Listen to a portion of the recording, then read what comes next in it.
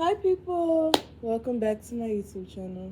Today I am reading a new book. It's called A Piece of Cake. It's a little bit tore up, but I don't think no page is missing, so we good. Hold on, let's do a chapter check. Hold on, these chapters kind of short. I might read too. These chapters is literally like 2-3 pages. Hold on, we might read like 4 chapters. Because I want to make this video at least 10 minutes. At least. I might just delete the as good as dead because I can't even find the book no more. But chapter 1, ain't no pictures.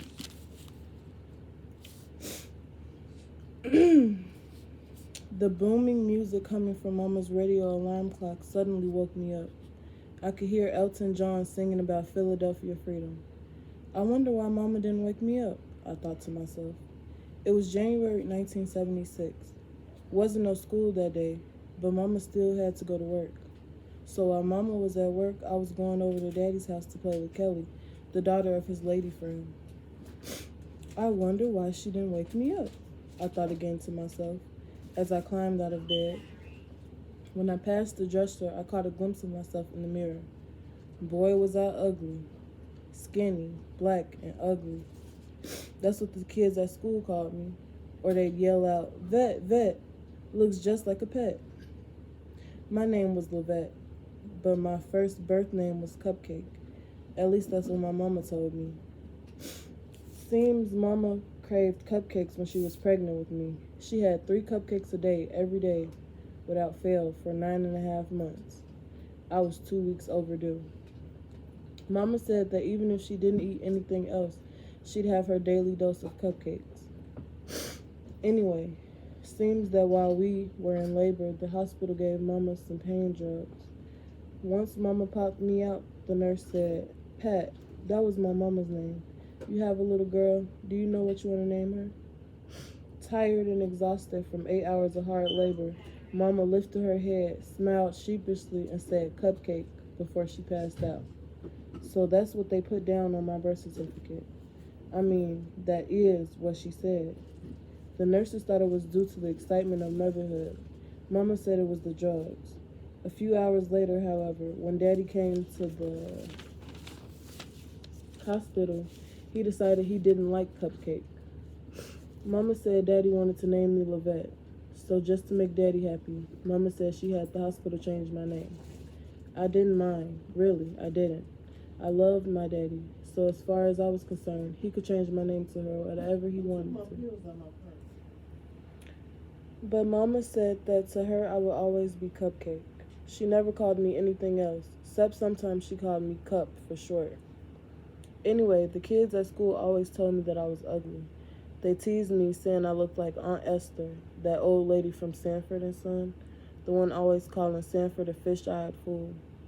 She was the ugliest woman I'd ever seen, so if the other kids thought I looked like her, I knew I had to be ugly. Besides, everybody knew a black girl wasn't considered pretty unless she was light-skinned with long, straight hair. I was dark-skinned with short, kinky hair. I hated my complexion. I hated my hair. I hated my skinny legs and arms. But my mama thought I was beautiful. She'd say, "Cup, you're only 11 years old. You will appreciate your beauty as you grow up." Shoot, I couldn't wait to grow up. Mama always said things to make me feel better. I loved my mama. She was my best friend, and she was beautiful. She had cocoa-colored skin, and her long black hair hung way past her shoulders. And Mama had the biggest, prettiest smile you ever saw. People always told her that she looked like Diana Ross because of her long hair and wide, beautiful smile. All teeth. I passed the black ugly thing in the mirror and continued toward Mama's room. The radio alarm continued to blast. I giggled to myself. Mama was like me. She hated getting up in the morning. So she put the clock way across the room and turned it all the way up so it would scare her awake in the morning. That way she'd have to get up out of bed and walk across the room to turn it off.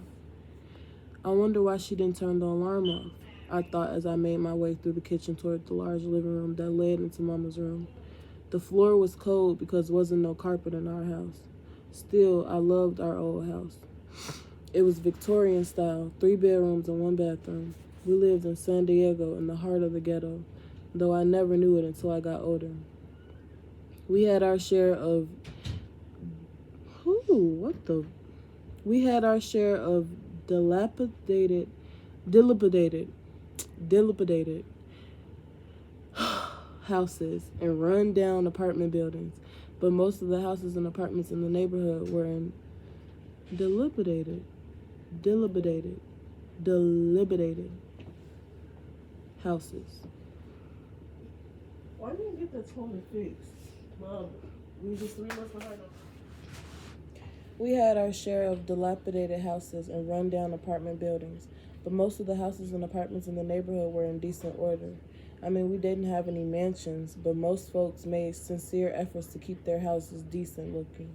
They watered their tired brown lawns, trying to keep them up, as kept up as a lawn could be with kids running all over it all the time, and tried to replace windows that had been broken from runaway fly balls that escaped the imaginary fields of street baseball games.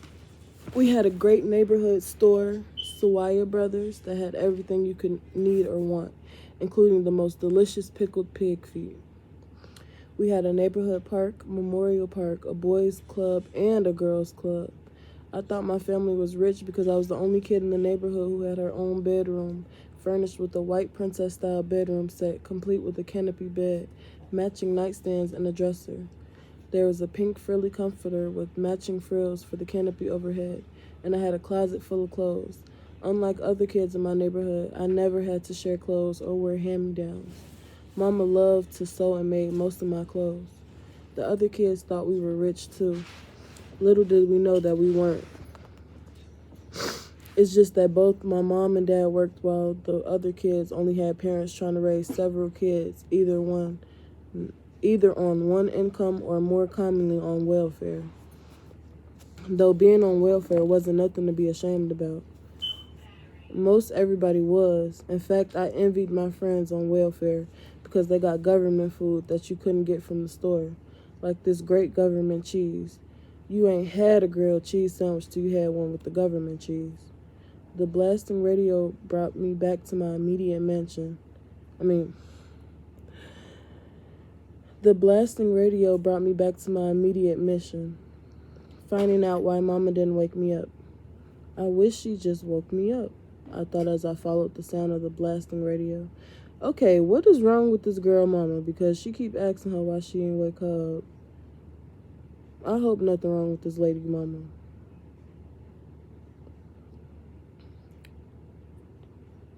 I was excited about going to my daddy's. My mama and daddy didn't live together. Daddy lived around the way with my brother, Larry. I hated Larry. Larry was thin and lanky like me, and he was dark-skinned just like me. Although he was 2 years older than me, he never acted like a big brother. He never protected me. In fact, he was usually the one I protected. And usually it was me jumping in a fight to protect him. I thought he was a wimp. Larry hated me just as much as I hated him, but for different reasons. He was jealous of me. He'd never admit it, but I knew he was. I was the only one who always got good grades and saved my weekly allowance so I could buy something nice and big, while Larry hated school and was always on the verge of flunking out and spent his money faster than he got it, and then had the nerve to get mad when he didn't have anything left. Our hate for each other resulted in fierce fights, cussing each other out, a skill I turned into an art from an early age, and throwing knives and hammers or anything else lethal we could find at each other. Our fights were no joke. We were trying to kill each other for real, or at least cause loss of body parts. In our house, before Larry went to live with Daddy, I could never slack up and always had to watch my back because we were always trying to sabotage each other. Once I woke to Larry trying to smother me with a pillow. That bastard. He just woke up one day and decided he tried to kill me. I had to fight, kick, scratch, punch, and scream to get him off of me. I got him back, though. I tried to poison him. Larry was always trying to boss me around. One day, after yet another unsuccessful attempt at killing me, he'd ordered me to get him some Kool-Aid, and I did, with a little rat poison in it. But watching my sudden obedience, he got suspicious, talking about he smelled something funny. He ordered me to take a drink first. I took a sip, but I didn't swallow. I just held it in my mouth, hoping he'd now be willing to drink. He was smarter than I thought. He fucked around. Oh, my mama right here, girl. He effed around, swirling the Kool-Aid in the glass with a sly grin on his face, till I couldn't hold what was in my mouth anymore without swallowing. Oh, I thought, I can't kill myself. That'd be right up in his alley. I ran for the bathroom, which confirmed Larry's suspicions that something was up. He ran ahead of me and blocked the bathroom door with his body, laughing hysterically at the irony of the situation. My only other option was out the front door hallway, across the street. I'll never make it. Swallow it, B, he ordered, his body still blocking the doorway, hands up in the air like a soccer goalie. Dang, I hated him. But I would have the last word on this one. It took me a moment to think of a way out, but then it came to me. As I realized my way out, the look of terror on my face from envisioning what seemed to be impending death slowly changed into a wide grin. I spit the Kool-Aid in his face.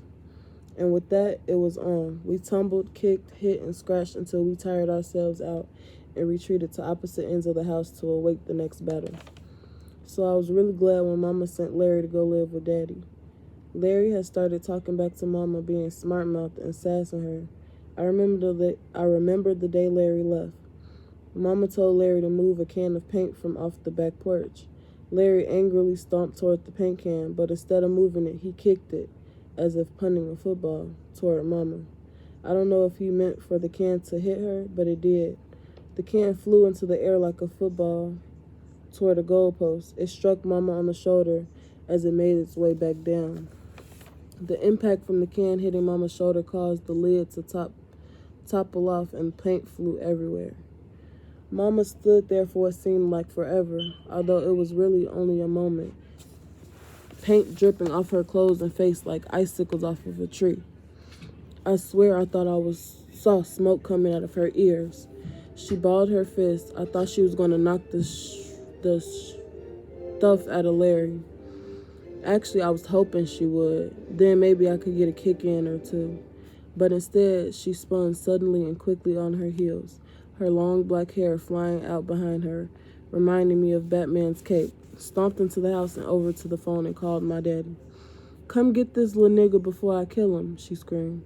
Needless to say, Daddy quickly came and Larry quickly went. Larry had lived with Daddy ever since. Daddy saved Larry's life that day.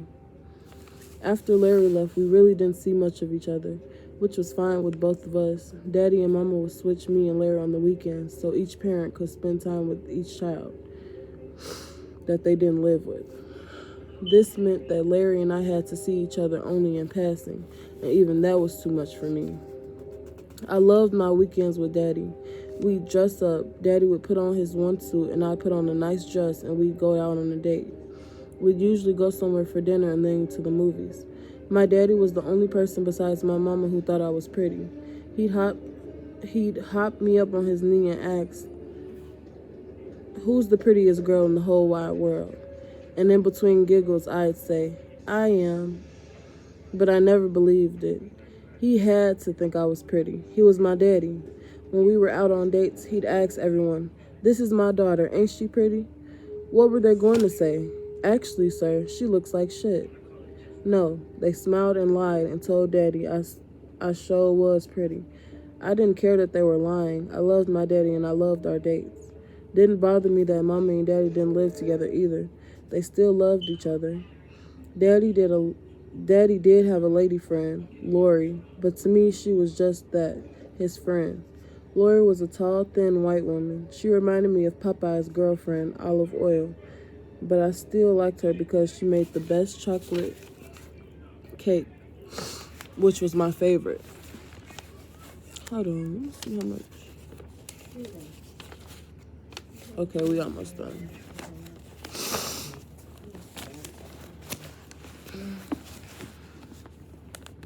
I really liked her daughter, Kelly, a pudgy Mexican-looking girl with long black hair, only 6 months younger than me. Neither of us had a sister, so we decided we'd be each other's sister. We played together and always had fun together. She didn't mind being silly, and she always was willing to play my favorite game, Africans. I would always be Unga Boonga and she'd be Ooga Wooga. We'd jump around with fake spears acting a fool. I had no idea what it was like to be a real African, so I imitated what I'd seen on TV. I didn't know that TV was run by white folks. What do white folks know about being African? Nothing. But at the time, I was too young, and I really didn't care to know. Anyway, I couldn't wait to get to Daddy's house so Kelly and I could play. Why didn't Mama wake me up? I thought again. Why didn't you wake up? Dang, I'm not finna keep reading that. I thought again as I continued walking toward her room. She's still walking toward her room, and she done had all these thoughts.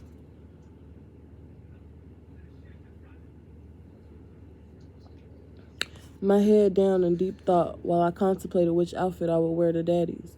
I looked up and froze. Oh my God! I'll never forget what I saw. The radio was still blasting in the background. Mama was lying face down on her stomach. She was hanging off the side of her bed from her waist.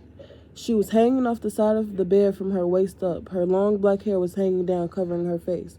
Her arms hung limp to the floor. Mama, I asked, walking slowly toward her. The radio continued to blare as I got closer. It seemed to get louder. Mama? I thought maybe she was kidding. Mama was always playing with me. Just the night before, we were playing house and doing each other's hair, dancing around and acting silly. I thought Mama was just playing another game, so I expected her to jump up like a jack-in-the-box and scream, boo. But she didn't move. I touched her arm. She was cool. I didn't know what that meant, but I knew it wasn't good. Mama, I repeated. I tried to lift her up from her shoulders so I could see her face. I didn't know death was so heavy. When I tried to lift her, her body slid off the bed and onto me, and we both hit the floor with a thud. As she landed on top of me, I heard a gurgling noise in her throat. She was heavy. Still, I didn't panic. It took a while, but I managed to squeeze myself up from under her and turn her over. She was so beautiful, even while she was dead. I don't know how I knew she was dead. I've never seen death before. I just knew. I got up and slowly walked over to the nightstand where the phone lay and called Lori. Hello? Lori answered. Lori, this is Vet. My mama's dead. I said it so casually. Lori thought she'd misunderstood what I said. What'd you say? She said. My mama's dead, I repeated in the same casual voice. Are you sure? Yeah. Stay right there. I'm gonna call your father. I hung up and almost immediately the phone rang. I nonchalantly picked it up. Hello? Pumpkin, this is Daddy. My daddy always called me Pumpkin. Never Pumpkin. Always Pumpkin. What? Oh, Pumpkin. This is Daddy. My daddy always called me Pumpkin. Never Pumpkin. Always Pumpkin. Once I asked him why, and he said because when I was a baby, I had big chubby cheeks that made my face look like I was a little round pumpkin, and ever since he's been calling me Pumpkin. I never had no problem keeping up with all of my different names. Mama called me Cup, Daddy called me Pumpkin, everyone else called me Vet. Hi, Daddy. Pumpkin, what's going on? Mama's dead. Are you sure? Yeah, I'm sure. We were screaming at each other because the radio was still blasting. I had never turned it off. Call the police, I'll be right there, he yelled before slamming down the phone. I didn't call the police. Somehow I knew that once they came, they'd take Mama away, and I'd never see her again. So instead I went back to her, scooted my little body under her so I could put her head in my lap and began singing our favorite song, Chain of Fools by Aretha Franklin. We used to play that song as we sang and danced around the house. In fact, we had just been dancing to it and singing to it the night before. I hadn't known then that she would be our goodbye party. It was then I began to cry. And that's how Daddy found me a half hour later, sitting on the floor with Mama's head in my lap, stroking her hair, and through my tears singing Chains of Fools. Did you call the police? He screamed as he bent down to feel her neck. I didn't respond. I just kept stroking and singing and crying. The radio kept blasting. That's crazy. I kind of knew. I subconsciously knew something was wrong. Daddy ran outside. A police car happened to be passing by and Daddy flagged them down. When the cops entered the room, they seemed a little shocked at the scene. A thin little black girl cradling a dead woman, singing and crying, a radio blasting. One cop picked me up gently, laying Mama's head on the floor, and took me outside while the other came and called for an ambulance. Daddy and I followed the ambulance to the hospital. A little while later, as Daddy and I stood outside the parking lot, a doctor walked up and told us Mama was dead. Boy, I thought to myself, I could have told y'all that. How long y'all go to school for that one? He said Mama had an epileptic seizure and that she swallowed her tongue and choked on it. She suffocated on her tongue.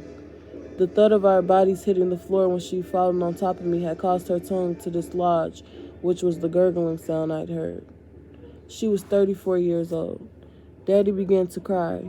He was so mad he kicked the brick wall beside us. I was surprised he didn't break his foot. He cried for a long time. Once he got himself together, we got in the car and headed for his house. As we pulled up to Daddy's house, Lori, Kelly, and Larry were waiting on the porch. Daddy told them what I had already knew. Mama was dead. No one said anything for a while. Everyone just cried. As the tears slowly turned to sniffles, we all climbed into Daddy's little red Nova. He bought red because it was my favorite color. Although I just found my mother dead, that was no reason for a truce between me and Larry. He slapped my head as he climbed into the car and I punched his side. Bastard. I hated him. Daddy drove us to the library. He said he wanted to get books to explain to us what epilepsy was. Who cares? I snarled to myself. Whatever it is, it killed my mama. On the way back to the library, a song came on the radio. Neil Sedaka's Breaking Up Is Hard to Do. Ooh, it's a singing part. Don't take your love away from me. Don't you leave your heart in mystery. Okay. I began to cry again, and Daddy reached over and turned the radio off, but it was too late. That was now our song. Mama's and our other song, Chain of Fools, would be our live song, and Breaking Up Is Hard to Do would be our death song. Shit, I thought. Life sucks. Little did I know, my hell hadn't even begun. Woo! Okay, that was the end of chapter 1. So this book is crazy already. I read one chapter and the mama already dead. So I ain't gonna lie, I can't even wait. I'm finna read another chapter in like an hour. But that's the end of this video because this video already pushing 30 minutes without the edits. So I'm gonna get back with y'all tomorrow, same time, with another chapter. Bye.